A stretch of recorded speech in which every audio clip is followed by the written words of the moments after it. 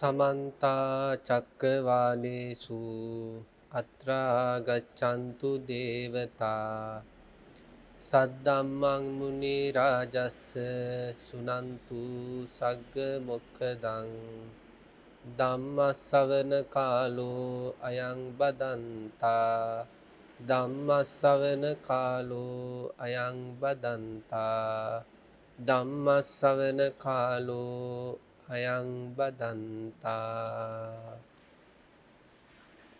නමෝ තස්ස භගවතෝ අරහතෝ සම්මා සම්බුද්දස්ස නමෝ තස්ස භගවතෝ අරහතෝ සම්මා සම්බුද්දස්ස නමෝ තස්ස භගවතෝ අරහතෝ සම්මා සම්බුද්දස්ස ඉද බික්ඛවේ බික්ඛුනා යන් නිමිත්තං ආගම්ම යන් නිමිත්තං මනසිකරෝතෝ uppajjanti පාපකා අකුසලා විතක්කා චන්දූප සංහිතාපි දෝසූප සංහිතාපි මෝහූප සංහිතාපි තේන බික්කවේ බික්කුණා තම්හා නිමිත්තා අඤ්ඤන් නිමිත්තං මානසිකා තබ්බං කුසලූප සංහිතන්ති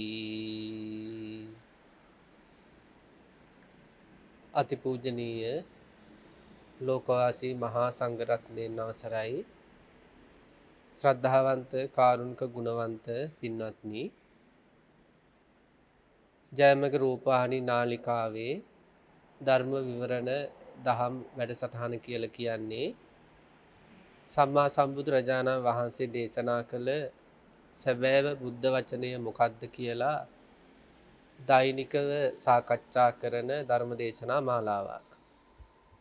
ගෞරවනීය ස්වාමින් වහන්සේලා කිහිප නමක් විසින් මජ්ක්‍ධිම නිකායේ තියෙන සූත්‍ර 152 දවසට එක සූත්‍රය බැගින් ජයමග රූපවාහිනී නාලිකාව ඔස්සේ දේශනා කරන බව දැන් අපේ පින්නතුන් කවුරුත් දන්න කියන කාරණාවක්. අද අපිට තියෙන්නේ එතකොට මජ්ක්‍ධිම නිකායේ මූල පණ්ණාසකේහි සීහනාද වර්ගයේ තියෙන 20 වෙනි සූත්‍ර ධර්මය. 20 වෙනි සූත්‍ර ධර්මය කියන්නේ විතක්ක සන්ඨාන සූත්‍රය. මේක බොහෝම චිර ප්‍රසිද්ධ සූත්‍ර ධර්මයක්. ඇයි මේ සූත්‍ර ධර්මය මෙච්චර ප්‍රසිද්ධ? මේකෙහි තියෙන්නේ පාප විතර්ක, ලාමක අකුසල් ප්‍රහාණය කරන්නට බුදුරජාණන් වහන්සේ පෙන්වා වදාළ හරිම ලස්සන වැඩපිළිවෙලක්. පිනතුන් දන්නවනේ සංසාර ගමනේ අපිට බොහෝ දේවල් විසඳ ගන්න පුළුවන් අවස්ථාවන් තියෙනවා.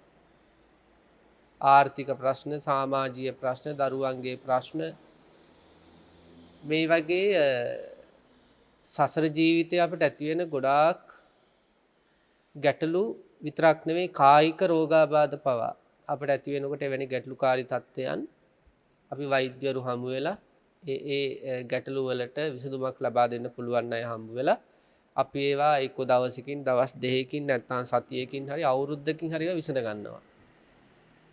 ඉතින් මේ ප්‍රශ්නේ විසඳගත්තට පස්සේ අපිට ලොකු සැනසෙල්ලක් ඇති වෙනවා. අනේ ඒකෙන් ගැලවුණා නැත්නම් ඒ ප්‍රශ්නේ අහවරුණා කියලා. හැබැයි මේ පාපක අකුසල ධර්මයන් උපදින ස්වභාවය තමයි සසරගත ජීවිතේ අපිට විසඳ ගන්න අමාරුම අර්බුදය. මේක ලොකු ප්‍රශ්නයක්. ලෝභ දේශ මොහාදී ක්ලේශ ධර්මයන් වරින් වර අහන දකින විඳින මතක් වෙන දේවල් වලට අනුකූලව හිතේ නැగిන එක හරීම කරදරයක්. සාමාන්‍යයෙන් අපිට හිතුණට බාහිර පරිසරයේ යම් යම් අයගෙන් යම් යම් දේවල් වලින් අපිට කරදර තියෙනවා කියලා අපිට අතුලාන්තයේ ඉඳගෙන විශාල හානියක්, විශාල කරදරයක්, විශාල අර්බුද ඇති කරන්නේ මේ ලාමක ලෝභ දේශ මොහාදී ක්ලේශ ධර්මයන්. ඒ ලාමක ක්ලේශ ධර්මයන් කියන්නේ එක මොහොතක ඇති වෙලා එතනින්ම අහවර වෙන ස්වභාවයක් නෙවෙයි. ඒවා එකක් පිටිපස්සේ පරම්පරාවක් විදිහට ගොඩ නැගෙනවා. ඒතකොට පරම්පරාවක් විදිහට යම්කිසි ලෝභාදී අකුසල ධර්මයක් සැකසීම ඒ ලෝභයට බලවත් වෙන්නට විශාල හේතුවක් වෙනවා ඒක. එකක් පිටිපස්සේ යම්කිසි වස්තුවක් අරමුණු කරගෙන ලෝභසිත ඉපදීම කියන එක ඒ ලෝභයට ලොකු බලයක් වෙන්න හේතුවක් වෙලා තියෙනවා. එකක් පිටිපස්සේ දේශහිත උපදින එකත් ඒ දේශයට බලයක් වෙලා අපිට විශාල නපුරක් කරන්නට හේතුවක් වෙලා තියෙනවා. ඉතින් මෙන්න මේ විදියට යම්කිසි චිත්තසංතානයක ලෝභයක් නැත්නම් දේශයක් නැත්නම් මෝහයක් කියන මේ කුමනාකාරයේ හරි විතර්කයක් සංකල්පයක් එකක් පිටිපස්සේ ගොඩ නැගෙනකොට ඉතින් සසරගත සත්‍යයට අන්න ඒක දුරු කරගන්නට අපහසුයි. බැහැර කරගන්න අපහසුයි. ප්‍රහාණය කරගන්න අපහසුයි. ඉතින් ඊට පස්සේ මොකද වෙන්නේ? හරියට විසප්පුවක් ඇතුළාන්තයෙන් පැසවල එක මොහොතක පුපුරල යනවා වගේ.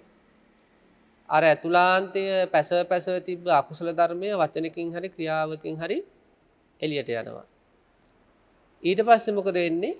ඔන්න ඒ තුලින් කර්මපත පවා සකස් වෙලා විපාක පිණිස හේතු සකස් වෙලා දීර්ඝ සසර ගමනකට පාර හැදෙනවා.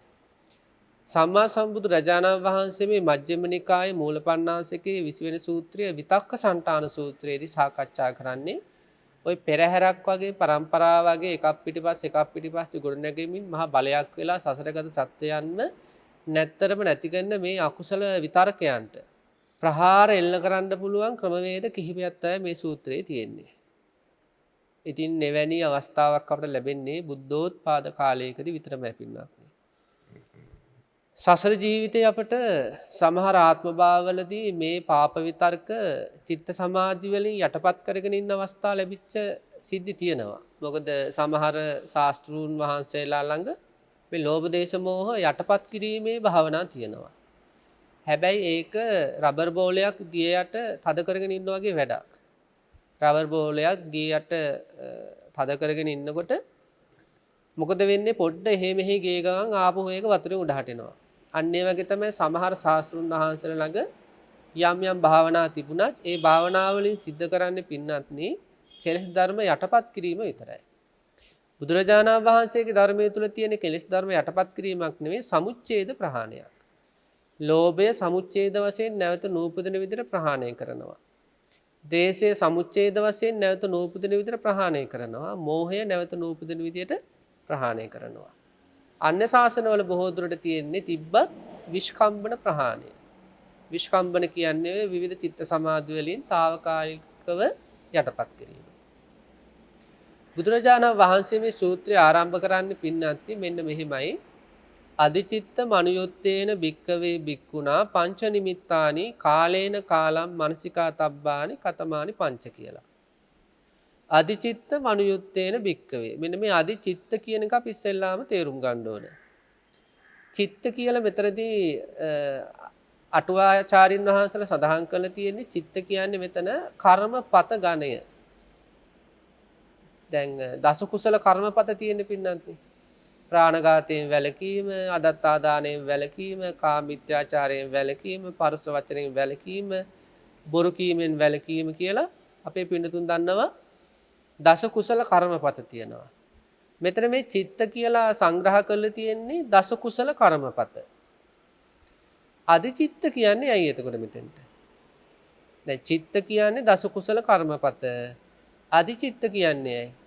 දස කුසල කර්මපත ඉක්මවා ගිය කුසලය. එතකොට දැන් අපි හිතමු ප්‍රථම ධානය කියන්නේ දස කුසල කර්මපත ඉක්මවා ගිය තත්ත්වයක්.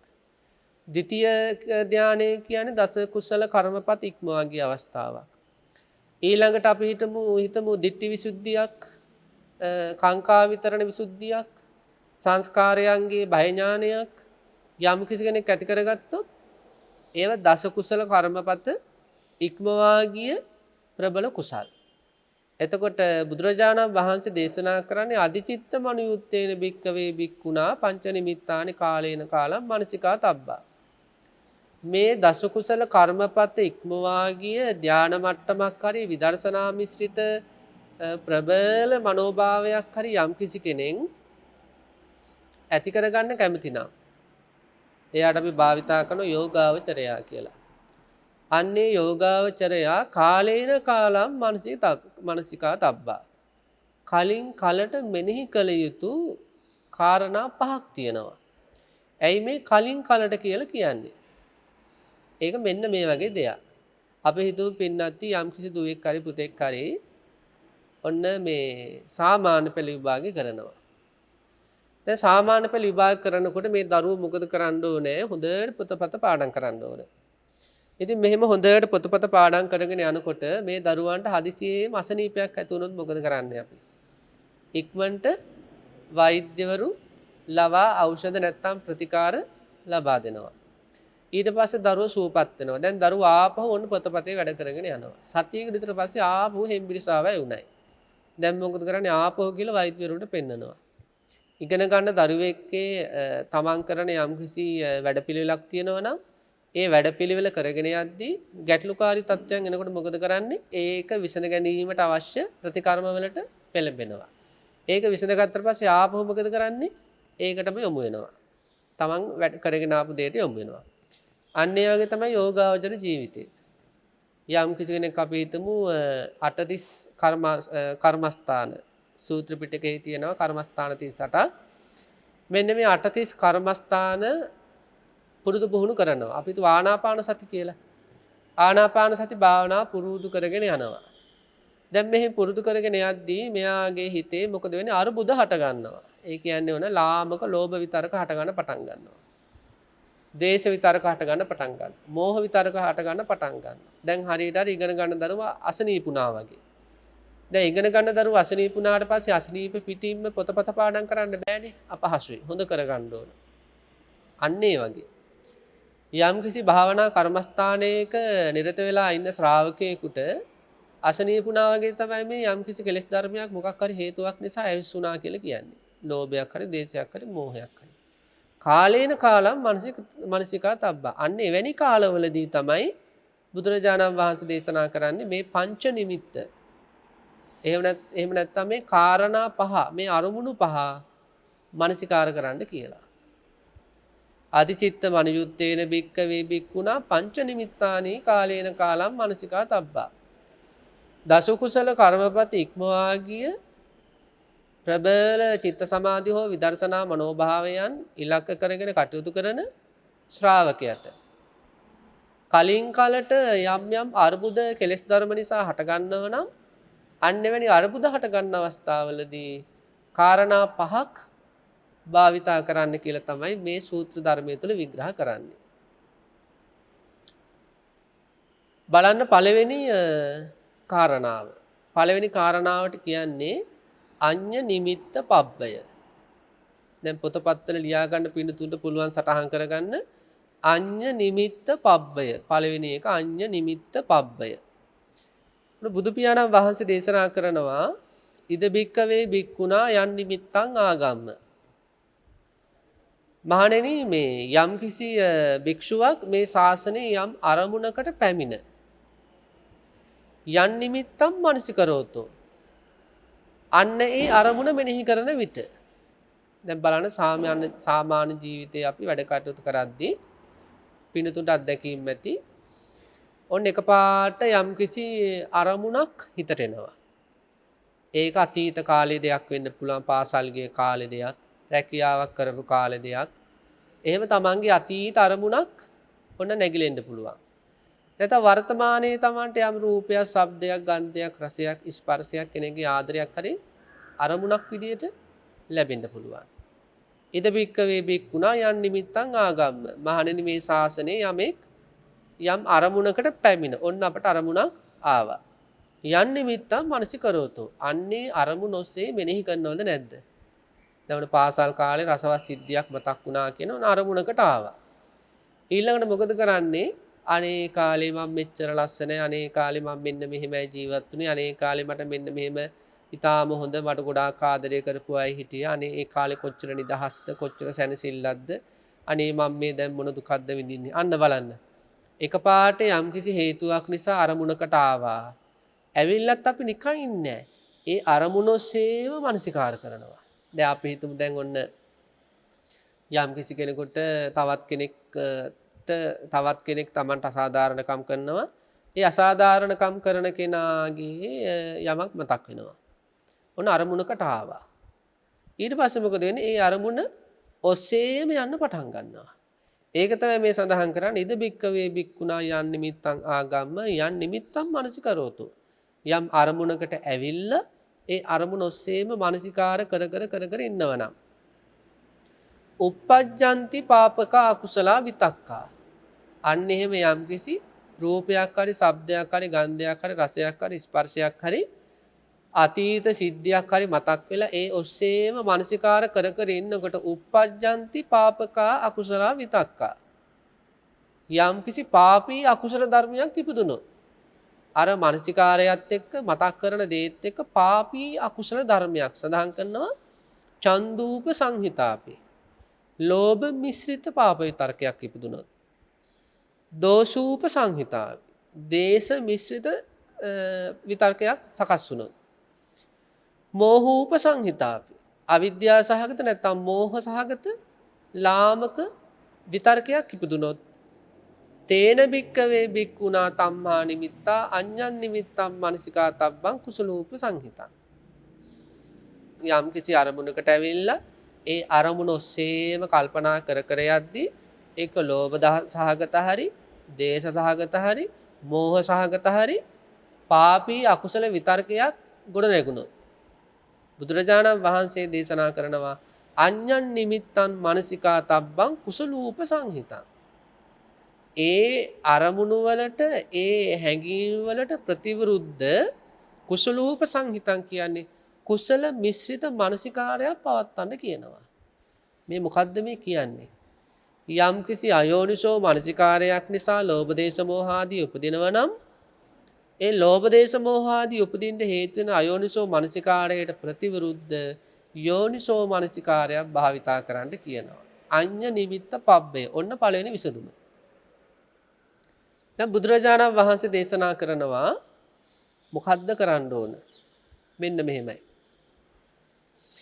යම්කිසි කෙනෙකුට ලෝභයක් ඉපදුනොත් ඔන්න රූපයක් නිසා හරි ශබ්දයක් නිසා හරි ගන්ධයක් රසයක් ස්පර්ශයක් හරි ආදරයක් නිසා හරි අරමුණකට ඇවිල්ලා ඒ ඔස්සේම ගිහිල්ලා දැඩි ලෝභයක් දැඩි ඇලීමක් ඔන්න හටගත්තා. දැන් අටුවාවේ සඳහන් කරනවා මේ ඇලීමාවේ ශරීරයක් අරමුණු කළා නම් සත්වයක් පුද්ගලයෙක් අරමුණු කළා නම් අම්මා වෙන්න පුළුවන් තාත්තා වෙන්න පුළුවන් දරුවෝ වෙන්න පුළුවන් ස්වාමියා වෙන්න පුළුවන් භාර්යාව වෙන්න පුළුවන්. එහෙම නැත්නම් ඔය මගතොටේ යනකොට දැකපු දෙයක් වෙන්න පුළුවන් සිනමාවක හරි රූප වාහිනියක හරි දැකපු ශරීරයක් වෙන්න පුළුවන්. යම් කිසි ශරීරයක් දැකලා Tamanට ලෝභයක් ඉපදුනොත් ඒ අයෝනිසෝ මනසිකාරය තුළ ඉපදුනේ ලෝභය දුරු කරන්න භාවිතා කරන යෝනිසෝ මනසිකාරය මොකද්ද? මජ්ක්‍ධිම නිකාය අටුවාවේ සඳහන් කරලා තියෙන්නේ අසුභ කර්මස්ථානය භාවිතා කරන්න කියලා. දැන් යම් කිසි කෙනෙක් ඔන්න ආනාපාන සති භාවනාදී පුරුදු පුහුණු කරමින් ඉන්නවා. මේ පුරුදු පුහුණු කරන මෙයාට එදිනදා ජීවිතේ වැඩ කටයුතු කරගෙන යද්දී මේ භාවනාවට හානිදායක විදියට ඔන්න අර විදියේ ලෝභයක් ශරීරයක් අරමුණු කරලා ඉපදුනා. දැඩි ඇලීමක් රාගයක්. ඔන්න ඒකට අවශ්‍ය ප්‍රතිකර්මයේ විදිහට සඳහන් කරන්නේ ඒකට භාවිතා කළ යුතු යෝනිසෝ මනසිකාරය තමයි පටික්කුල මනසිකාර පබ්බේහෙවත් අසුභ භාවනාව. අටුවාවේ සඳහන් කරන ඉතින් අසුභ භාවනාව කරන විදිය මනසිකාර කරන්න කියනවා මට මේ ඇලීම ඇති උනේ කෙස් වලටද? ඒ ලොම් වලටද? ඒ නිය වලටද? ඒ දත් වලටද? ඒ හම් වලටද? ඒ මස් වලටද? මට මේ ඇලීම හටගත්තේ ඒ ශරීරේ දෙන ගලාගෙන යන දේවල් වලටද සෙම් වලටද ඒ වගේම දහඩියටද දැන් ශරීරයකට ඇලීමක් ඇති වුණා කියන්නේ අපි කඩ බැලුවොත් එතන තියෙන්නේ කෙස් ලොම් නිය දත් සම්මස් නහර ආදීනේ. එතකොට මේ අටුවාව සඳහන් කරනවා මෙනෙහි කරන්න කියනවා මට මේ ඇලීම ඇති උනේ මෙයාගේ මේ කෙස් වලටද ලොම් වලටද නිය වලටද දත් වලටද මස් වලටද දහඩියටද කඳුළු වලටද කෙල වලටද ලේ වලටද හදමසටද වකුගඩුවටද නහරවලටද අස්තිවලටද හිස් කබලටද බලන්න කෑලි කඩ මනසිකාර කරන්න කියනවා ඒ උපාදානය එහෙම නැත්නම් ලෝභයෙන් අරමුණු වස්තුව විශේෂ ඇලීම ඇති උනේ මොන අරමුණු කළාද කියලා. ඉතින් දැන් ඔය සතිපට්ඨාන දේශනාවේ කායානුපස්සනා නිර්දේශයේ තියෙන පටික්කුල මානසිකාර පබ්බේ අරගෙන වර්ණ, සටහන්, ගන්ධ, පිහිටි තැන් අවකාශ වශයෙන් උත් හොඳට මානසිකාර කරන්න ඕනේ. එතකොට යම් කිසි කමඨහනක කටයුතු කරන යෝගාවචරයට වැරදි අරමුණකට ඇවිල්ලා යම් ලෝභයක් ඉපදුනොත් ශරීර අරමුණු කළා මොකද්ද කරන්න ඕන? ඔන්න අසුභ භාවනාව. එහෙම නැත්නම් පටික්කුල මානසිකාර පබ්බය. ඒකට පාලියෙන් කියන්නේ එහෙමයි. ඊළඟට අටුවාවේ සඳහන් කරනවා යම් කිසි කෙනෙකුට සංස්කාර අරමුණු කළා යම් කිසි ලෝභයක් ඉපදුනොත්. ඒ කියන්නේ අජීවී වස්තු, ගෙවල් දොරවල්, යාන වාහන, ආහාර පාන, රන් රිදී මුතුමැණික්, මිල මුදල්, ජංගම දුරකථනය, රූපවාහිනිය, මේ වගේ අජීවී වස්තු තියෙනනේ සංස්කාර ධර්ම. අනේ අජීවී සංස්කාර අරමුණු කළා යම් කිසි කෙනෙකුගේ චිත්තසංතානයේ ලෝභයක් ඉපදුනොත් මොකද කරන්නේ? සඳහන් කරනවා අස්වාමික බව මෙනෙහි කරන්න කියලා. ඒ අජීවී සංස්කාරය ගැන යම් කිසි ලෝභයක්, උපාදානයක්, ඇලීමක් ඇති වුණොත් ඒකේ අස්වාමික බව. මොකද්ද මේ අස්වාමික බව කියන්නේ? මේක මට අයිති දෙයක් නෙවෙයි කියලා මනසිකාර කරන්න ඕනේ. දැන් පින්නතුන් මෙහෙම හිතන්න. ඔන්න පින්නතුන්ගේ ඉඩමෙත් තියෙනවා හොඳ කොස් ගහක්. දැන් ඔය ඉඩමේ ඔය කොස් ගහේ ස්වාමියා කවුද? තමන් කියලා තමයි හිතන්නේ. ඒ නිසා අපි කියනවා මේ කොස් ගහ මගේ කොස් ගහ කියලා කියනවා. දැන් අපිට සල්ලි 700ක් ඇවිල්ලා අපි හිතනවා මේ ගහ විකුණන්න ඕන කියලා. ඊළඟට මොකද කරන්නේ? අපි ওই ගහ විකුණනවා. ඔන්න එක මුදලාලි කෙනෙක් ඇවිල්ලා ඒ ගහ අරගෙන යනවා කපාගෙන. එතකොට දැන් මේ ගහේ අයිතිකාරය කවුද? අර මුදලාලි. දැන් ඉස්සෙල්ලා මේ ගහ මගේ කිව්වා අපි. දැන් ඊට පස්සේ අපි ඒක මගේ කියන්නේ. දැන් මුදලාලි තමයි කියන්නේ මේ මගේ කොටේ කියලා ලොකු කොටේ. මුදලාලියෝ කොටේ අරගෙන ගිහිල්ලා මොකද කරන්නේ? විකුණනවා ගෘහ භාණ්ඩ හදන කෙනෙකුට. දැන් මේ ගෘහ භාණ්ඩ හදන කෙනා එතන ඉඳලා මොකද කරන්නේ? මං සල්ලි දීලා ගත්ත මගේ කොටේ ඉරනවා කියලා කොටේ කපනවා, ඉරනවා, ඊළඟට පුටු හදනවා. දැන් පුටු හැදුවට පස්සේ මෙයා මොකද කරන්නේ? පුටු විකුණනවා. ඊට පස්සේ ඒ පුටු අරගෙන යන අය මොකද කියන්නේ? දැන් මේ පුටුව කාගේ කියලාද? පුටු හදපු කෙනා කියලා නෙවෙයි. එයා කියන මේ මගේ පුටුව. ඊළඟට එයා ඕක එයාගේ දුවට දෑවැද්දට දෙනවා. දෑවැද්දට දුන්නට පස්සේ ඒ දුව මොකද කියන්නේ? දැන් මේක මං ගෙනාවු මගේ පුටුව. එයා මැඩල ගියාට පස්සේ මොකද වෙන්නේ? ඕක එයාගේ පරම්පරාවේ තව කෙනෙක් අයිති කරගන්නවා. වගේ අපේ සමාජයේ සමහර පෞරාණික වස්තු තියෙනවද නැද්ද? 100 දෙනෙක් විතර ඒකට අයිතිවාසිකම් කියලා. එක්කෙනෙක් අයිතිවාසිකම් කියලා ඊට පස්සේ තව කෙනෙක් අයිතිවාසිකම් කියනවා. ඊට පස්සේ තව කෙනෙක් අයිතිවාසිකම් කියනවා. මෙන්න මේ වගේ අපිට මේ උපාදානය වෙන අපිට ඇලීම් ඇති වෙන මේ ලෝකේ තියෙන අජීවී හැම සංස්කාරය ධර්මයකම තියෙන අස්වාමික බවක්. අපි අයිති කරගෙන ජීවත් වෙනවා. නමුත් මොකද වෙන්නේ? හිටි හැටි තව කෙනෙකුට අයිති වෙනවා. දැන් අපි හිතමු දැන් ඔන්න ජංගම දුරකථන නිෂ්පාදනය කරන ආයතනයක් තියෙනවා. දැන් ඒ ආයතන ප්‍රධානියා කොහොමද ඒ ගැන කතා කරන්නේ? ඉතින් මම නිෂ්පාදනය කරන මගේ ආයතන නිෂ්පාදනය කරන ජංගම දුරකථන. මේවා ලංකාවට එවනවා. දැන් ලංකාවට ආවට පස්සේ ඕක මොකක් හරි ඔය වෙළඳසැලකට ගියාට පස්සේ වෙළඳසැලේ මුදලාලි කියන්නේ මම සල්ලි දීලා ගත්ත මේ ඔක්කොම දැන් මගේ දුරකථන කියලා. ඕක ඇවිල්ලා ළමෙක් ඇවිල්ලා 20000ක් හරි 30000ක් හරි ලක්ෂයක් හරි දීලා අරගත්තට පස්සේ ළමයා එතන ඉඳන් කියනවා මගේ ෆෝන් එක කියලා. ඊට පස්සේ ওই ළමයා තව කෙනෙකුට ඕක විකුණනවා සල්ලි ගැටලුවක් ඇවිල්ලා. ඊට පස්සේ අර ළමයාට ඒකේ අයිතියක් නැහැ. දැන් අලුතෙන් ගත්ත කෙනා කියන මේක මගේ ෆෝන් එක කියලා. එයා මැරුණොත් ඒක අයිති කරගන්න එයාගේ පවුලේ සහෝදරයෙක්. එයා එතකොට කියනවා දැන් මේක මගේ. කවුරුවත් එන්න එපා මේකට අත ගහන්න. මේ ලෝකේ හැම දෙයක්ම මෙහෙමයි පින්නත්. අපි මේ ලෝකේ දත් මිටි කාගෙන පොර කාගෙන සමහර සංස්කාර ධර්ම මගේ කරගන්නවා. අජීවී දේවල්. හැබැයි ඒව මොකද වෙන්නේ? අතින් අතට යනවා. මගේම කරගෙන ඉන්න බෑ. ඇයි? අස්වාමිකයි. එහෙනම් අපි මේවට ඇලී ගලී කටයුතු කරන එකේ පළක් තියනවද? දැන් බලන්න දැන් ඔන්න තමන් ඉපදුනා කියන්නකෝ. තමන්ට ඉස්සෙල්ලාම අයිතිවාසිකම් කිව්වේ කවුද? අම්මා. මගේ පුතා මගේ දුව කියලා අයිතිවාසිකම් කිව්වා. ඊට පස්සේ තාත්තා කියනවා මගේ දුව මගේ පුතා කියලා. ඊට පස්සේ ඔන්න අයියලා අක්කලා ඉන්නවනේ එයාලා කියනවා මගේ මල්ලි කියලා. ඊළඟට ඔන්න ආච්චි අම්මා ඇවිල්ලා කියනවා මගේ මුණුබුරා මගේ මිනිබිරි. බලන්න කී දෙනෙකුට අයිති වෙනවද කියලා. ඊළඟට පාසල් ගියාට පස්සේ ගුරුවරයා කියනවා මගේ ශිෂ්‍යයා මගේ ශිෂ්‍යයා. ඊළඟට මෙයා යම්කිසි ආදරයක පැටලුනොත් ඔය අවුරුදු 17 18 දී අරය කියන මගේ පෙම්වතා මගේ පෙම්වතිය කියලා. ඊට පස්සේ ඒ සම්බන්ධය බිඳිලා වෙන කෙනෙක් එක්ක සම්බන්ධය තුනා මෙයා කියනවා මෙයා මගේ පෙම්වතා මගේ පෙම්වතිය කියලා. ඊට පස්සේ ඒ ඔක්කොම තියදී අම්මයි තාත්තයි වෙන විවාහයක් කරලා දුන්නොත් ඒ විවාහක වෙන කෙනා කියන මගේ ස්වාමියා මගේ භාර්යාව කියලා. ළමයි ඉපදුණු ළමයි කියන මගේ අම්මා මගේ තාත්තා කියලා. බලන්න තමන් මේ ජීවිතේ තමන් වෙනුවෙන් කී දෙනෙක් නම් අයිතිවාසිකම් කියලා තියෙනවද? ඒ එක්කෙනෙකුටවත් තමන් අයිති දැත්තටම. ඒ එක්කෙනෙකුටවත් ඕන විදියට තමන්ගේ ජීවිතය අරගෙන යන්නේ නැහැ. එතකොට මේ ලෝකේ සියලුම සංස්කාර ධර්ම වල තියෙන අස්වාමික බව කිසිවෙකුට අයිති නැහැ. අතින් අතට යන සංස්කාර ධර්ම. ඉතින් කලකිරෙන්න ඕනේ. ඊළඟට දේශනා කරනවා අස්වාමික බව සහ ඊළඟට తాවකාලික බව මෙනෙහි කරන්න කියලා. මේ ලෝකේ සියලුම සංස්කාර ධර්ම වල තියෙනවා නස්සන ධම්මං නස්සති කියන ලක්ෂණය. සියලුම සංස්කාර ධර්මයන් නැසෙන ස්වභාවයෙන් යුක්තමයි. ඒ නිසා කියනවා සංස්කාර ධර්ම නැසෙන ස්වභාවයෙන් නැසෙන දේ නැසෙනවාමයි කියලා සංස්කාර ධර්ම වලට කියනවා. ඊළඟට කියනවා මරණ ධම්මං මීයති සංස්කාරයන්ගේ මරණය සිද්ධ වෙනවා. මැරෙන ස්වභාවයෙන් යුක්ත සංස්කාර ධර්ම මැරෙනවාමයි. ඊළඟට කියනවා කය ධම්මං කීයති කියලා. සියලු සංස්කාර ධර්මය ක්ෂය වෙනවා. කය ධම්මං කියන්නේ ක්ෂය වෙනවා කියන එක. ක්ෂය වෙන දේවල් ක්ෂය වෙනවාමයි. සියලුම සංස්කාර ධර්ම මැරෙන ස්වභාවයෙන් යුක්තයි. මැරෙනවාමයි. සියලු සංස්කාර ධර්ම ක්ෂය වෙන ස්වභාවයෙන් යුක්තයි. ඒ නිසා කියනවා ක්ෂය වෙනවාමයි. සියලු සංස්කාර ධර්ම නැසෙන ස්වභාවයෙන් යුක්තයි. ඒ නිසා කියනවා නැසෙනවාමයි. නස්සන ධම්මං නස්සති කය ධම්මං කීයති මරණ ධම්මං මීයති. සියලු සංස්කාර ධර්ම වල ওই ලක්ෂණය මොකක්ද? අනිත්‍ය ලක්ෂණය.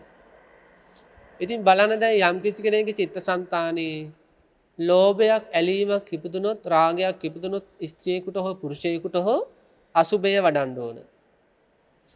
යම් කිසි සංස්කාර ධර්මයක් කෙරෙහි මෙයාට ඇති වුණොත් ලෝභයක් අස්වාමික බවත් අනිත්‍ය බවත් මනසිකාර කරන්න ඕන. දේශයක් ඉපදුනොත් මොකද කරන්නේ? දේශ හිතක් ඉපදුනොත් සඳහන් කරන්නේ අටුවාවේ මෛත්‍රී නිමිත්ත පුරුදු කරන්න කියලා. දැන් දේශ සහගතව අතුලාන්තයේ දැවෙමින් තැවෙමින් හිත වැඩ කරද්දී එවැනි අරමුණකට ඇවිල්ලා ඒ අයෝනිසෝ මනසිකාරය තුලින් මේක උපදින්නේ. අයෝනිසෝ මනසිකාරයත් පටිඝ නිමිත්තත් ඒ තුල දැන් දේශ සහගතව අතුලාන්තයේ දැවෙමින් තැවෙමින් ඉන්නවා.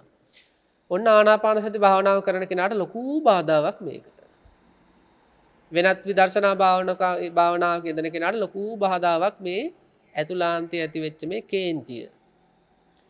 ඉතින් ඒක නමුත් විස්තර ඕනේ අපේ බොහෝ පින්නතුන් දන්නවා භාවනා කරනකොට තරහක් ගියොත් එහෙම ඒකේ කොච්චර අයහපත් අහිතකර බලපෑමක් භාවනාවට තියෙනවද කියලා.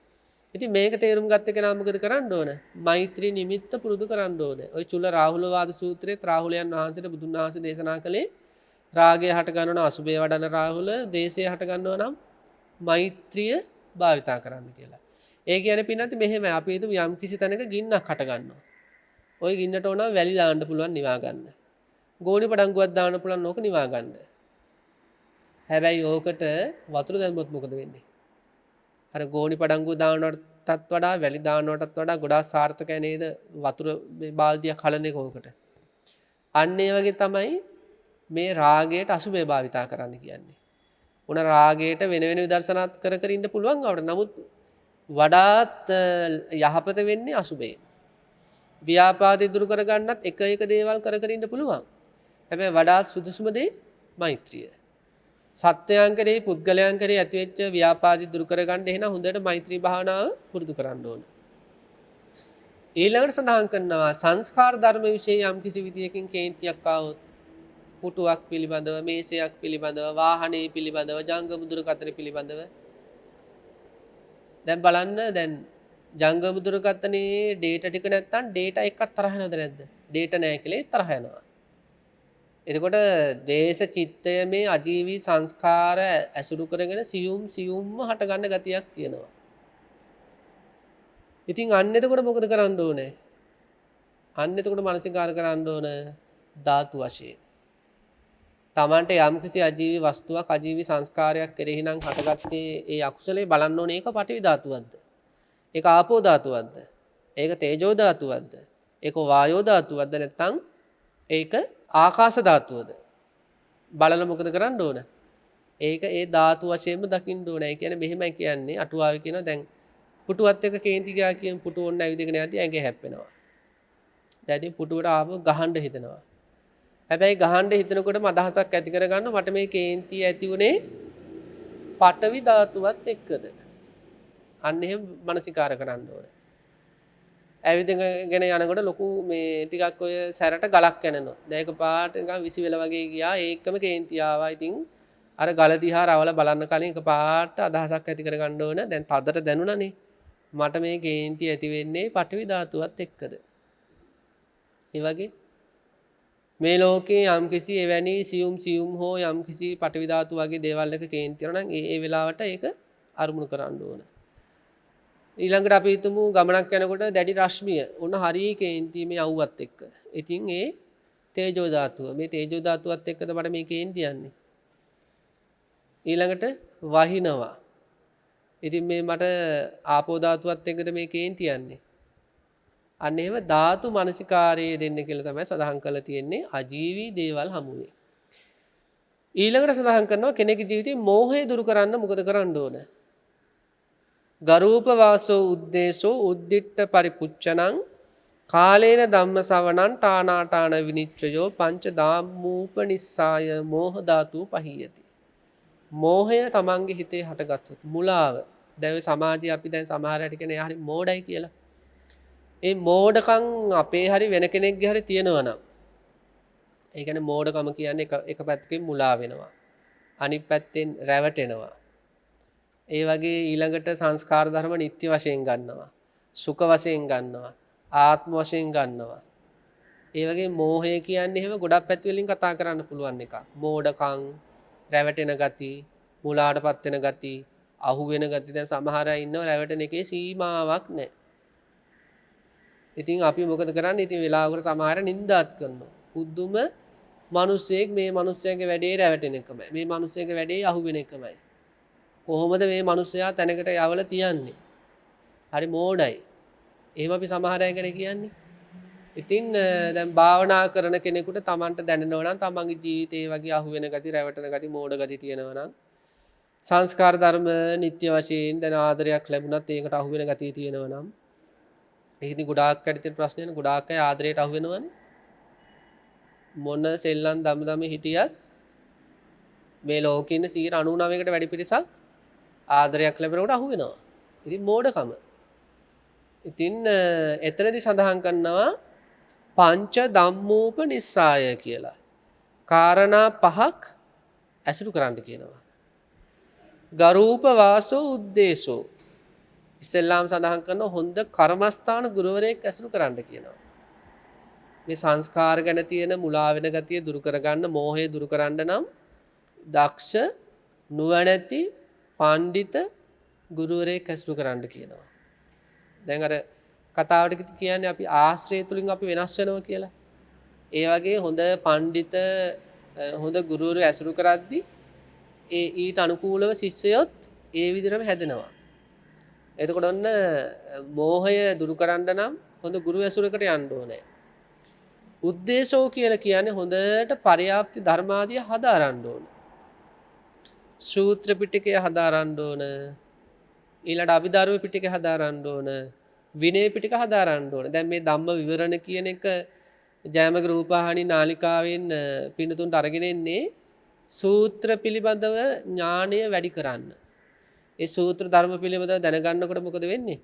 අපේ මෝඩකම් දුරු කරගන්න එක, මෝහය දුරු කරගන්න එක විශාල රුකුලක්. දැන් සබ්බාසෝ සූත්‍රයේ මරගෙන බලන්න කොච්චරනම් ඥානයක් වැඩෙනවද මේ සූත්‍රය හදාරද්දී. ධාතු විභංග සූත්‍ර අරගෙන බැලුවොත් එහෙම මජ්ක්‍ධිම නිකායේ තියෙන්නේ. ඉස්සරහට ඒව සාකච්ඡා කරනවා. ඊළඟට මහා චත්තාරීසක සූත්‍රය. ඉතින් මේ වටින සූත්‍ර ධර්ම තියෙනවා මූල පරියාය සූත්‍ර ආදී එහෙම ඒවා හදාරද්දී අපේ මෝඩකම් මොකද වෙන්නේ? දුරු වෙනවා. ඒ නිසා හොඳට පරියාප්ති හදාරන්න කියනවා. ඊළඟට උද්දිට්ඨ පරිපුච්ඡනං. ඊළඟට සඳහන් කරනවා මේ සූත්‍ර ධර්මාදිය හදාරලා විතරක් නෙවෙයි. හදාරපු ධර්මය හොඳින් මනසින් අර්ථ විචාර කල්පනා කරන්න ඕනේ. හොඳට දැන් මේ සූත්‍රය උනත් දැන් අපි දේශනා කරාට පස්සේ මේවා හොඳට මතක තියාගෙන නැවත නැවත මේවා මනසින් විචාරන්න ඕනේ. ඇත්ත තමයි රාගය දුරු කරන්න අසුබය මෙහෙම පාවිච්චි කරන්න පුළුවන්. ශරීරය ගැන උපාදාන තියෙනවා නම්, ඒ වගේම සංස්කාර ගැන උපාදාන තියෙනවා නම් මේ සංස්කාරයන්ගේ තියෙන తాවකාලික බව, අස්වාමික භාවය ගැන මෙහෙම හිතන්න පුළුවන් නේද? ඇත්තටම මෙහෙම කරද්දි මෙහෙම වෙනව නේද? උන් අර්ථ විචාර ඉන්නවා. ව්‍යාපාදේ දුරු කරගන්න සත්‍යය ගැන තියෙන මෛත්‍රී නිමිත්ත මෙහෙම වැදගත් වෙනව නේද? සංස්කාර ගැන තියෙනවනම් යම් කිසි යමනාපකමක් කේන්තියක් මේ ධාතු මනසිකාරයේ ලොකු රුකුලක් නේද? මේ හදාරණ දේවල් එතනින් මහවර කරන්නේ නැතුව නැවත කල්පනා කිරීමට තමයි කියන්නේ උද්දිට්ඨ පරිපුච්ඡනං කියලා. ඒ හදාරපු ධර්මය නැවත ਵਿਚාරනවා. මෝහය දුරු කරගන්න. කාලේන ධම්ම ශ්‍රවණ. සුදුසු කාලයේදී බණ අහන්න ඕනේ. දැන් සමහර අය දවසෙන් බණ අහනවා. එහෙම බෑ. දැන් මේ සූත්‍රය උනත් දේශනා කළ තියෙන කර්මස්ථානයක් පුරුදු කරන කෙනෙකුට. එහෙනම් භාවනා කරන්නත් ඕන. බණ මහා ඉඳලා හරියන්නේ නැහැ. මහා මංගල සූත්‍රෙත් තියෙන කාලේන ධම්ම සාකච්ඡා, කාලේන ධම්ම ශ්‍රවණ. හැමතිස්සෙම ධම්ම සාකච්ඡා, හැමතිස්සෙම ධර්ම ශ්‍රවණේ කියලා නෙමෙයි තියෙන්නේ. කාලේන සුදුසු කාලයේදී බණ අහන්න ඕනේ. සුදුසු කාලයේදී ධර්ම සාකච්ඡා වලට යන්න ඕනේ. මෙතනදී කියන්නේත් ඒකයි. කාලේන ධම්ම ශ්‍රවණ. මෝහය දුරු කරගන්නට මොකද කරන්න ඕන? සුදුසු කාලයේ බණ අහන්න ඕනේ. මේ බණ ඇහිම තුලින් දැන් අපි හිතමු දැන් අස්සජි ස්වාමින්වහන්සේට මුණ ගැහුණ සාරිපුත්තයන් වහන්සේ. එතකොට සාරිපුත්තයන් වහන්සේ උපතිස්සනේ. උපතිස්ස බ්‍රාහ්මණයා වෙලා ඉද්දි තමයි හම්බෙන අස්සජි ස්වාමින්වහන්සේ. ඒ අස්සජි ස්වාමින්වහන්සේ හේතුඵල ධහම දේශනා කරද්දී අස්සජි මේ උපතිස්ස බ්‍රාහ්මණයට මොකද උනේ? පංචස්කන්ධය ගැන තියෙන මෝහය දුරු වුණාද නැද්ද? පංචස්කන්ධයේ සත්‍යයේ පුද්ගලයේ ආත්මයක් තියෙනවා කියලා යම් මෝහයක් තිබ්බනම් ඒක දුරු වුණාද නැද්ද? ඒ බණ ටික ඇහෙනවත් එක්කම අන්න බලන්න. බාහ්‍ය දාරුචියට බුදුරජාණන් වහන්සේ හමු වුණා. බාහ්‍ය දාරුචියට යම්කිසි ධර්ම විවරණයක් සිද්ධ කළා. ඒ විවරණෙත් එක්කම අර මේ Taman රහතෙක් කියලා ලෝකේ රවට්ට හිටපු බාහ්‍ය දාරුචියේගේ ඒ මෝඩ මානසිකාර බැහැර වෙලා සම්පූර්ණයෙන්ම ප්‍රහාණය වෙලා මෝහය රහත් වුණාද නැද්ද? අන්න බලන්න. එතකොට මේ ධර්ම ශ්‍රවණය කියන්නේ මෝහය දුරු කරන විශේෂ කාරණාවක්. ඊළඟට සඳහන් කරනවා තාන විනිච්ඡය. ඒ කියන්නේ හේතුඵල විමසීම කියන එක. දැන් උදාහරණයක් විදිහට දැන් යම් කිසි කෙනෙකුට මොකක් හරි ලෝභයක් හරි දේශයක් හරි මෝහයක් හරි ඉපදුනොත් නැත්නම් තමන්ගේ පවුල තුල හරි දරුවෙක් හරි අම්මා තාත්තා හරි ප්‍රශ්නයක් ඇති කරගත්තම හොඳට හේතු විමසන ගතිය. ඇයි මෙහෙම උනේ? ඇයි අරම උනේ? ආදි වශයෙන් හේතු හැමතිස්සෙම විමස බලන ගතියට කියනවා තාන විනිච්ඡය කියලා. ධර්මයේ තුලත් ධර්මයේ එදිනදා ජීවිතේ භාවිතා කරද්දී හොඳට හේතු විමසන ගතිය. පංච ධම්මූපනිස්සාය මෝහ ධාතු පහියති. මේ ගුරු වැසුරත් පරියාප්ති හැදෑරීමත් හදාරණ දේ නැවත අර්ථ විචාරීමත් ධර්ම ශ්‍රවණයත් ඊළඟට හේතු විමසීමත් කියන මෙන්න මේ කාරණා පහ හේතු වෙලා පංච ධම්මූපනිස්සාය මෝහ ධාතු පහියති. මේ මෝහය ප්‍රහාණය වෙනවා. එතකොට බලන්න දැන් පළවෙනි විසඳුම තමයි මේ බුදු පියාණන් වහන්සේ දේශනා කරන්නේ යම් කිසි අරමුණකට ඇවිල්ලා ඒක ඔස්සේ යෑම තුළ ලෝභය හට ගන්නව නම්, දේශය හට ගන්නව නම්, මෝහය හට ගන්නව නම් මොකද කරන්න ඕන? පින්නත් මේ ලෝභය දුරු කරගන්න.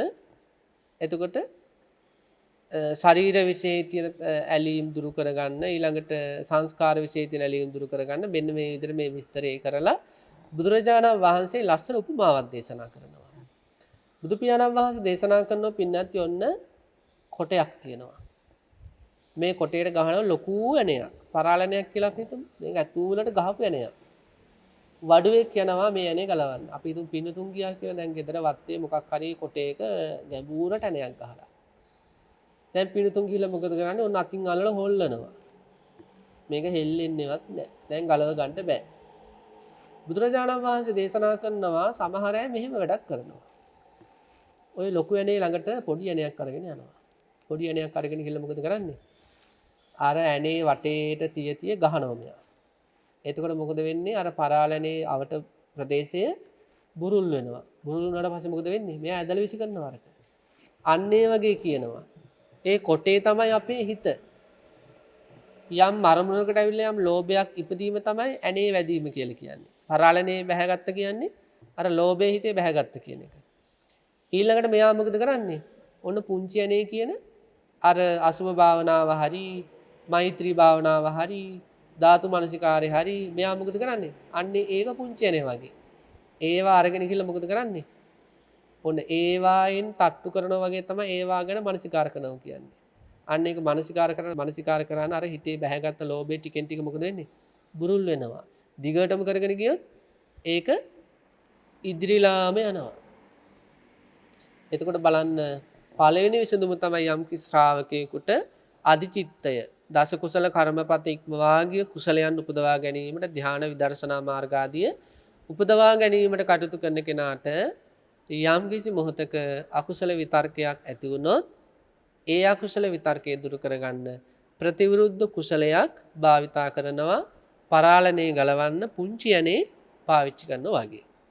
බුදුරජාණන් වහන්සේ දේශනා කරනවා මේක කරලා හරි ගියේ නැත්තම්. දැන් අපේ පිනතුන් මේක කරනවා හරියන්නේ ඒත් මේ ලෝභය නිකන් හිතේ අරක්ගෙන වගේ ඉන්නවා. කේන්තිය හිතේ බැහැගෙන ඉන්නවා. දැන් මේ වැඩේ කර හරි ගියේම නැහැ. බුදුරජාණන් වහන්සේ දැන් දෙවෙනි විකල්පේ දේශනා කරනවා. ඉතිපිමේ විතක්කා අකුසලා ඉතිපිමේ විතක්කා සාවජ්ජා ඉතිපිමේ අකුසලා දුක්ඛ විපාකා. ඔන්න මෙයා මෙනෙහි කරන්න ඕනේ මේ අකුසල විතර්කයන්ගේ ආදීනව. ඒ නිසා මේ දෙවෙනි විසඳුමට සඳහන් කරනවා ආදීනව පබ්බය කියලා. පබ්බය කියන්නේ කොටස කියන එක. ආදීනව කොටස තමයි දෙවෙනි එක. දැන් යම් කිසි අරමුණකට ඇවිල්ලා ඒ අරමුණ ඔස්සේම මානසිකාර කිරීම තුළ රාගයක් හරි දේශයක් හරි මෝහයක් හරි ඉපදෙනවා නම් බුදුරජාණන් වහන්සේ දේශනා කරන ඔන්න අර පළවෙනි වැඩේ හරියන්නේ නැත්තම් පළවෙනි වැඩේ කළා හරියන්නේ නැහැ. එහෙනම් දෙවෙනි විසඳුමකට යන්න එපා. දෙවෙනි විසඳුමේදී සඳහන් කරනවා ඉතිපිමේ විතක්කා කුසලා ඉතිපිමේ විතක්කා සාවජ්ජා ඉතිපිමේ අකුසලා දුක්ඛ විපාකා කියලා මේ අකුසල ධර්මයන්ගේ ආදීනව මානසිකාර කරන්න ඕනේ. මේක අකුසලයක් කියලා මෙනෙහි කරන්න ඕනේ. ඊළඟට මේ අකුසලයට දුක් විපාක ලැබෙනවා කියලා මෙනෙහි කරන්න ඕන. ඒක බුදුරජාණන් වහන්සේ දේශනා කරනවා කොච්චර අපි මානසිකාර කරන්න ඕනද කියලා මෙන්න මෙච්චර මානසිකාර කරන්න ඕන. ඔන්න යම්කිසි පුරුෂයෙක් ඉන්නවා. මේ පුරුෂයාගේ යම්කිසි සතුරෙක් ඉන්නවා. මේ සතුර ඇවිල්ලා මෙයාගේ ශරීරේ නරක් වෙච්ච බලුකුණක් එල්ලනවා. එක පුද්ගලයෙක් ඉන්නවා. ඒ පුද්ගලයාට ඉන්නව සතුරෙක්. ඒ සතුර ඇවිල්ලා මෙයාගේ බෙල්ල එල්ලනවා බලුකුණක්. ගන්ධස්කාරේ බෑ මේ බලුකුණ. මෙයාට ගලව ගන්න බැරි විදිහට තමයි එල්ලන්නේ. එතකොට බලන්න මෙයාට ඕක එල්ලගෙන පාරේ යන්න උනොත් මොකද වෙන්නේ? එකක් මෙයාට පිළිකුල්. තමන්ටම තමන් ගැන පිළිකුල්. බලන අයටත් පිළිකුල්.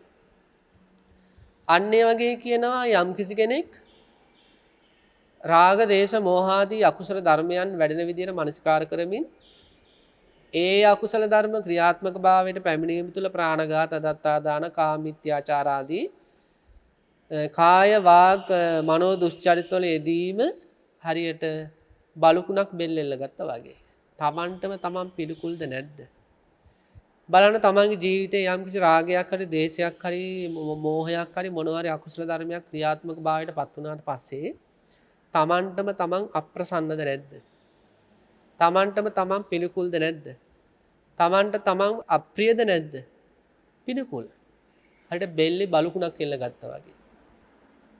බෙල්ලේ බලුකුණ එල්ල ගත්ත කෙනාට එයාටත් පිළිකුල් නේ ගැන. ඊළඟට ඔය වැරදි සමාජගත වුණොත් අම්මා තාත්තා දැනගත්තොත් දරුවෝ දැනගත්තොත් ස්වාමියා භාර්යාව දැනගත්තොත් එයාලට පිළිකුල් නැද්ද ඔය වැරදි හමුවේ? කොච්චර පිළිකුල්ද?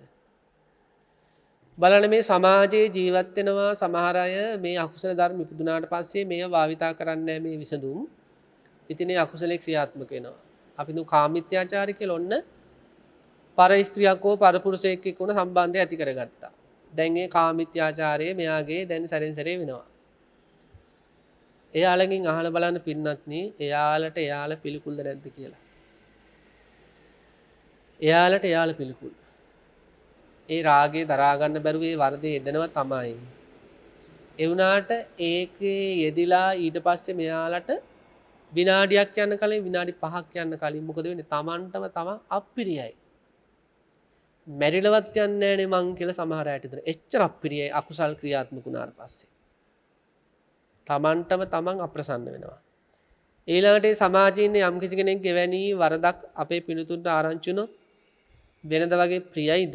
වෙනද වගේ ප්‍රසන්නයිද? නෑ සමාජයට ඒ වෙලාවෙ ඉඳලා යාගෙන පිළිකුල් හැඟීමක් තියෙන්නේ.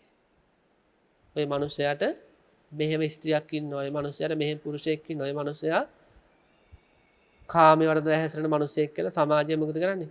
පිළිකුල් කරනවා. දෙවෙනි විසඳුමේදී බුදුරජාණන් වහන්සේ ආදීනව පබ්බේ කියලා උගන්වන්නේ අන්න එහෙම එකක්. තමන් මෙනෙහි කරන්න මම මේ කාලේ මේ කරගෙන යන වරද දිගටම කරගෙන යාම තුල බෙල්ලේ සර්පකුණක් හෝ බලකුණක් එල්ලගත්ත කෙනාට වගේ මට මාව පිළිකුල් වෙයි. ඒක හරිම වේදනාකාරී ශෝචනීය අවස්ථාවක්. තමන් කරන වැරදි වල තමන්ට තමන්මම පිළිකුල් වීම. ඒවා අත්දකපු අය තමයි ඒව දන්නේ. මේ සමාජය තුළ වැරදි වෙලා තමන්ටම තමන් පිළිකුල් වීම කියන එක දැන් ඔය දැන් සමාජින්න අපේ පිළිතුන් දන්නවා අபிසාරිකාවන් ඉන්නවා. අபிසාරිකාවන්. එයාලත් එක කතාවකට ගියොත් එහෙම එයාලගේ හදවතට තට්ටු කරන කතාවකට ගියොත් එයාලගේ ඇතුළාන්තය අවදි කරලා කතා කළොත් එයාලා කියන්නේ මොකද්ද? එයාලට එයාලගේ ජීවිත තිත්තයි කියලා කියන්නේ. ඒ කියන්නේ තමන්ගේ ශරීරයේ බලුකුණක් කුණු වෙච්ච එල්ලගත්තා වගේ යාළ ජීවත් වෙන්නේ. ලෝකයා හමුවේ hina වුණත් කතා කළා එයාලට අප්‍රිය වෙලා ඉන්නේ වරද නිසා. ඉතින් අන්න එහෙම තත්යකට මගේ ජීවිතේ යන්න පුළුවන් කියලා මේ අකුසල ආදීනව මෙනෙහි කරනවා. මට මාව පිළිකුල් වෙන මට්ටමකට යන්න පුළුවන් මේ ලෝභ විතරකේ නිසා. ව්‍යාපාද විතරකේ නිසා දැන් බලන්න සමහර අය තමන්ගේ හිතේ හට ගන්න කේන්තිය අම්මා තාත්තා ඝාතනය කරන අන්තිමට තමනුත් එල්ලිලා මැරෙනවා. තමන්ට තමනුත් එපා වෙනවා. සමාජයේ සමහර අය අනිත්‍ය ඇතුළාන්තය ඇතුළේ කේන්තියට ඝාතනය කළා එයත් කපාගෙන එයත් වහබීලා එයත් එල්ල වෙනවා. තමන්ට තමන් පිළිකුල් වෙනවා. ඒ නිසා පින්නත් මේ අකුසලයේ කියන එක අපි අරගෙන යන්නේ කොහේද කියලා අපිවත් දන්නේ නැහැ. ඒක මහා පුදුම ධර්මතාවයක් ඒක. වර්තමානයේ සියුම්ම හටගන්න ඔය අකුසලය තමන් මොන වගේ මානසික මට්ටමකට මොන වගේ දුක්ඛිත තත්යකට අරගෙන යයිද කියලා උඩ ඉන දෙයියෝවත් දන්නේ නැහැ. දෙයියෝවත් දන්නේ නැහැ. ඉතින් බුදුරජාණන් වහන්සේලා එහෙම හිටිනම් උන කියයි ඔය විදිහට ගියොත් මොන වගේ තැනකටද යන්නේ කියලා. ඒ නිසා පින්නාත්නි යම් අරමුණකට ඇවිල්ලා ඒ අරමුණ ඔස්සේම ලෝභ දේශ මොහ ආදී වැඩෙනවා නම් මෙනෙහි කරන්න මට මාව පිළිකුල් වෙන මට්ටමකටපත් වෙන්න පුළුවන් මේ කොස්සිය යෑම. සමාජයේ මගේ දරුවන්ට මගේ අම්මා තාත්තා මගේ ස්වාමියා භාර්යාවට මාව එපා වෙන මට්ටමකට යන්න පුළුවන් මේ වරද. මේක හොඳට හිතන්න පින්නාත්නි. අර දේදා විතක්ක කියන සූත්‍ර අටුවාවල එහෙම සඳහන් කරන්නේ මහා බෝධිසත්වයන් වහන්සේට සියුම් අකුසල විතරක හටගෙන තියෙනවා. සියුම් මේවා හැබැයි සාමාන්‍ය ඒවා. උන්වහන්සේ බලලා තියෙනවා ඇයි මේ අකුසලය ආදීනව සහගතයි කියලා දැනගෙනත් මේවා නැවත නැවත පොර බැද බැද එන්නේ ඇයි මේ? උන්වහන්සේ මානසිකාර කරලා තියෙනවා. ඇයි මේ අකුසලය ආදීනව සහගතයි කියලා දැනගෙනත් මේවා හටගන්නේ? උන්වහන්සේ අවබෝධ කරගෙන තියෙනවා අකුසලයේ ආදීනව සහගතයි කියලා දැනගත්තට මම ඒවා මෙනෙහි කරන වාර ගන්න අඩුයි කියලා. පින්නතේ සඳහන් වෙනවා මේ සූත්‍රයේ යම් කිසි කෙනෙක් මේ අකුසලයේ ආදීනව මානසිකාර කර නිරන්තරයෙන්ම වාසය කරනවා. මොකද වෙන්නේ? තේසන් පහනා අජ්ජත්තමේව චිත්තං සම්තිට්ඨති. ඒ අකුසල ධර්ම ප්‍රහාණය වෙලා අජ්ජත්ත මේව චිත්තං සම්තිට්ඨති. ඒ කියන්නේ අධ්‍යාත්මයේ හිත පිහිටනවා කියනවා. සම්නිසීදති. හිත මනාව තැම්පත් වෙනවා. ඒකෝදි හෝති. හිත එකඟ වෙනවා. සමාධියති. හිත සමාධිගත වෙනවා. දැන් අර කාම විතරක නිසා ඇවිස්සුනානේ හිත. ලෝභාදී අකුසල නිසා, දේශාදී අකුසල නිසා, මෝහාදී අකුසල නිසා හිත ඇවිස්සුනා. මෙයා මොකද කරන්නේ? ආදීනව මෙනෙහි කර කර වාසය කරනවා. එහෙම වාසය කරන්න මොකද වෙන්නේ? අකුසල ධර්මයන් නිසා නොසන්ස වෙලා තියෙන හිත අධ්‍යාත්මේ පිහිටනවා. අජ්ජත්මේව චිත්තං සම්තිට්ඨති. සම්නිසීදති. සම්නිසීදති කියන්නේ හිත තැම්පත් වෙනවා. නොසන්සුන් හිත තැම්පත් වෙනවා. ඊළඟට ඒකෝදි හෝති. හිත එකඟ වෙනවා. සමාධියති. හිත සමාධිගත වෙනවා. බලන්න එතකොට එහෙම සමාධියක් තියෙන කෙනා ආනාපාන සතියට ගියොත් මොකද වෙන්නේ? වේගෙන් භාවනාව තුළ ඉස්සරහට යනවා. ඒ නිසා මේ ලාමක අකුසල විතර්කයන්ගේ ආදීනව මෙනෙහි කිරීම කියන එක ඊටාම වැදගත්. එතකොට බලන්න දැන් පළවෙනි එකේදී අඤ්ඤ නිමිත්ත පබ්බේ පුරුදු කළා. හරියන්නේ අකුසල් දුරු වෙන්නේ නැහැ. දැන් එනවා ආදීනව පබ්බේට. ඒකවත් කරලා බලමු කියලා. ඒත් හරියන්නේ නැත්තම් ඔන්න තියෙනවා අසති පබ්බය. බුදුරජාණන් වහන්සේ දේශනා කරනවා තේසන් විතක්කානං අසති යමනසිකාරෝ ආපජ්ජි තබ්බෝ. බුදුන් වහන්සේ දේශනා කරන්නේ යම්කිසි විතර්කයක්, ලෝභයක්, දේශයක්, මෝහයක් ඉපදුනා නම් අර මුල් විසඳුම් දෙකෙන් ඒකට බලපෑමක් එල්ල කරගන්න Tamanට හයියාවේ නැත්තම්, වීරිය ඇති උනේ නැත්තම් මොකද කරන්නේ? අසති යමනසිකාරෝ. ඒ මානසිකාරය නොකරින්න කියනවා. දැන් අපි හිතමු දැන් ඔන්න කෙනෙක්ට අතීත රසවත් සිද්ධියක් මතක් වෙනවා. තමන්ට දැනෙනවා මේ අතීත රසවත් සිද්ධිය ඔස්සේ යෑම තුළ භයානක ව්‍යසනයක් වෙනවා කියලා තමන්ටම දැනෙනවා. අත්දැකීම් තියෙනවානේ. ඉතින් හොඳට දන්නවා වහින්න කලින් අර ගොරවන වගේ මේ මතක් වුණ දේ නම් එච්චර හොඳ දෙයක් නෙවෙයි. මේක ඔස්සේම යෑම තුළ ඒක ස්ත්‍රියක් මතක් වෙලා වෙන්න හරි පුළුවන්, පුරුෂයෙක් මතක් වෙලා හරි වෙන්න පුළුවන්, අතීත සිද්ධියක් මතක් වෙලා හරි වෙන්න පුළුවන්. හොඳට දන්නවා හිත ගැන හැමදේම හිත දන්නවනේ. ඉතින් හිත දන්නෝ වහින්න කලින් අකුණු ගහන්න වගේ මේ භයානක පැත්තකට ඇදෙන්නයි හදන්නේ. එතකොටම සඳහන් කරන අසති යමනසිකාරෝ.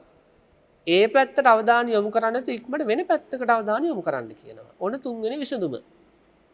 හරියට සඳහන් කරනවා දැන් ගමනක් කරනකොට තරහකාරයෙක් වෙනවා. එක පාට වෙන පැත්තක් බලා ගන්නවා. එතකොට අර පැත්ත ගැන අවධානය නැති වෙනවනේ. අන්න ඒ වගේ. එහෙම නැත්නම් අපි හිතමු අපි ගමනක් කරනකොට තරහකාරයෙක් වෙනවා. එකපාරට අපි ඇස් දෙක වහා ගන්නවා. අර එතකොට අරමුණු වෙන්නේ නැහනේ. අන්න ඒ වගේ යම්කිසි අරමුණකට ඇවිල්ලා අරමුණ ඔස්සේ යෑම තුළ තමයි දැනෙනවා නම් මේක තුළ ලොකු අකුසල පරම්පරාවක් උපදින්න පුළුවන් කියලා ඉක්මනට ඒ පැත්ත වහගත්තා වගේ තමයි වෙන පැත්තකට අවධානය යොමු කරනවා. දැන් උදාහරණයක් විදිහට අටුවාවේ තියෙනවා දැන් තිස්ස මහා විහාරයේ වැඩ වාසය කරලා තියෙනවා තිස්ස කියලා ස්වාමීන් වහන්සේනවා. මේ තිස්ස කියන ස්වාමීන් වහන්සේට පැවිද්දගෙන කලකිරෙනවා. ඒ කියන්නේ මේ ලෝභ විතර්කයක් ඇවිල්ලා ගිහි ජීවිතේ යම් කාම වස්තු ආරම්මන ආදිය මතක් වෙලා ඒ ඔස්සේම මානසිකාර කර කර යෑම තුළ මේ ස්වාමීන් වහන්සේට පැවිද්ද එපා වුණා. ගුරු ස්වාමීන් වහන්සේට කියලා කියන ස්වාමීනි මේ මට පැවිද්ද ඉන්න බෑ මට ගිහි වෙන්න ඕන කියලා. ඒ මහතෙරුන් වහන්සේ හොඳට මේ විතක්ක සන්තාන සූත්‍ර ආදී දන ස්වාමීන් වහන්සේ. ඒ ස්වාමීන් වහන්සේ මෙන්න මේ ක්‍රමය තමයි පාවිච්චි කළේ. අසති යමනසිකාරය. අවධානය වෙනදකට යොමු කරන වැඩේ කළේ. ස්වාමීන් වහන්සේ කියනවා හරි. ඔබ වහන්සේට පොඩි හාමුදුරන් වහන්සේට උපදි වෙන්න ඕන නම් වෙන්න.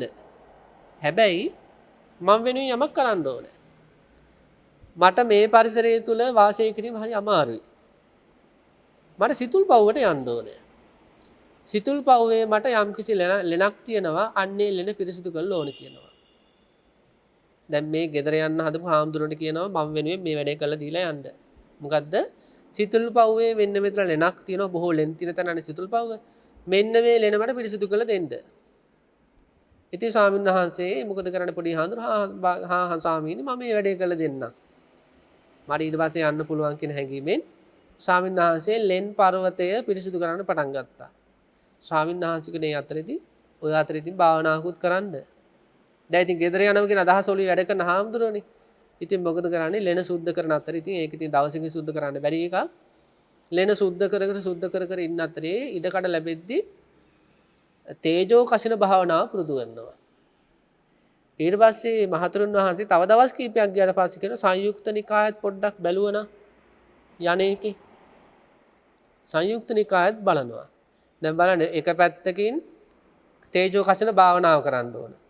අනිත් පැත්තෙන් සංයුක්ත නිකාය අටුවාව කියවන්න ඕන. සංයුක්ත නිකාය ග්‍රන්ථ කියවන්න ඕන අටුවත් එක්ක. ඊළඟට අනිත් පැත්තෙන් ලෙන සුද්ධ කරන්නත් ඕන. දැන් එතකොට අර අතීත කාමයන් ගැන කල්පනා කරන්න තිබ්බ ඉඩකඩ මොකද උනේ? අහුරුණා. අන්න බලන්න. අපිට ගොඩාක් වර්ධින්නේ ඔතනනේ. අපිට මොකක් හරි අනවශ්‍ය සංකල්පයක් ආවට පස්සේ දැන් පුටුවක් උඩ වාඩි වෙලා ඉන්නවා නම් ඔහේ ඉන්නවා. ඉන්නකොට අරයා හොඳට ඇතුලේ වැඩ කරනවා. ඇඳක හාන්සි වෙලා ඉද්දි මොනවා හරි ලෝභයක්, දේශයක්, මෝහයක් මොකක් හරි මතක් වෙලා අරමුණු වෙන පටන් ගත්තොත් ඇඳේම ඉන්නවා. එතකොට අර අකුසලයට හරි හොඳයි එතකොට. හොඳට ඉන්න පුළාරි ඉරියව් තුළ හොඳට මනසිකාර කර කර. දැන් මේ ස්වාමීන් වහන්සේත් මට ගෙදර යන්න ඕනේ කියලා ඔහේ හිටිනම් මොකද වෙන්නේ? හොඳට අකුසලේ රජ වෙනවා. ස්වාමීන් වහන්සේ කලේ අසති අමනසිකාරෝ ඒ පැත්ත මනසිකාර නොවන විදිහට වෙන පැති වගේ ඒකට මනස දැම්මා.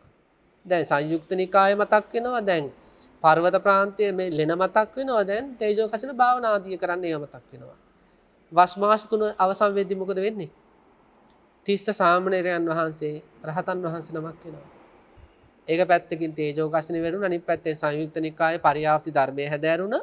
අනිත් පැත්තෙන් මහා පුණ්‍ය කර්මයක් කරගත්තර උතුමන් වහන්සේලා ලෙන් කර්මාන්ත කළා. ඒ මාස 3 අවසානයේ වස් කාලයක වෙලා තියෙන්නේ. වස් මාස 3 අවසාන වෙද්දී තිස්ස හාමුදුරුවෝ තිස්ස සාමණේරයන් වහන්සේ රහතන් වහන්සේ නමක්. බලන්න කල්යාණ මිත්‍රයාගේ වටිනාකම. අපි අපේ ජීවිතේ කල්යාණ මිත්‍ර ගොඩාක් ළඟින් ඇසුරු කරන්න ඕනේ. අපිට වර්ධිනව අපිටවත් තේරෙන්නේ නැහැ. අපි වල්මත් වෙනව අපිටම තේරෙන්නේ නැහැ. අපි රාගයේ බැහැ ගන්නව අපිටවත් තේරෙන්නේ නැහැ. අපි උපාදාන වලට අහු වෙනව අපිවත් දන්නේ නැහැ. අපි ආදරයන්ට පැටලෙනව අපිවත් දන්නේ නැහැ. අපි විනාශ වෙනව අපිවත් දන්නේ නැහැ. කල්යාණ මිත්‍රයාට හැබැයි හොඳට ඕවගෙන අවබෝධය තියෙනවා. ඇයි ඒ? කල්යාණ මිත්‍රයා භාවනා කරලා ධර්මය හදාරලා හොඳ ඥානයක් තියෙන කෙනා. එයා ඉවෙන් වගේ දැනගෙන කියනවා ඔබ මෙහෙම කරන්න, මෙහෙම කරන්න, මෙහෙම කරන්න කියලා. කෙලින්ම අරක දුරු කරන්න කියලා කියන්නේ. ඔය බැඳීම නැති කරන්න ඕන, ඔය ආදරේ කඩන්න ඕන. එහෙම කියන්නේ එක එක කටයුතු වල යොදවන්න පුළුවන් තමයි. ඒ හැම කටයුත්තක්ම තමන්ට කුසලයේ ඇති වෙන කටයුත්තක්. මොකද්ද ඒ කරන්නේ? අර වැරදි පැත්තට යන මනස මේ පැත්තට ඇදලා දානවා. ඉතින් ඒ වගේ අපේ ජීවිතත් මෙහෙවන්න අපිට ඊටාම නිවැරදි කල්යාණ මිත්‍රයෙක් ඉන්නවා නම් සසර පිනක්මයි ඒක. මහා පිනත්තන්ට තමයි සංසාර ජීවිතේ තමන්ව වැරදි පැත්තට යනකොට හරි පැත්තට ගන්නට උපකාර කරන කලන මිතුරන් හමු වෙන්නේ. කල්යාණ මිත්‍රයන් වහන්සේලා හමු වෙන්නේ. ඉතින් මේ තිස්ස ස්වාමීන් වහන්සේට ඒ වාසනාව තිබ්බා.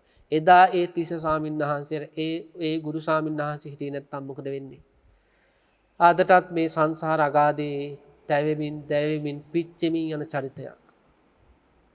අර මේ ධර්මයේ පරියාප්ති ධර්මයේ හදාරපු ගුරු ස්වාමීන් වහන්සේ මේ විතක්ක සංඨානේ තුන්වෙනි ක්‍රමේ භාවිතා කරලා තමන්ගේ ගෝලය බේරගත්තා. විතරක් නෙවෙයි අරිහත්ත්වයේ පිහිටෙව්වා. බුද්ධ කාලේ හිටපු මහදන සිටුවරට මොකද උනේ?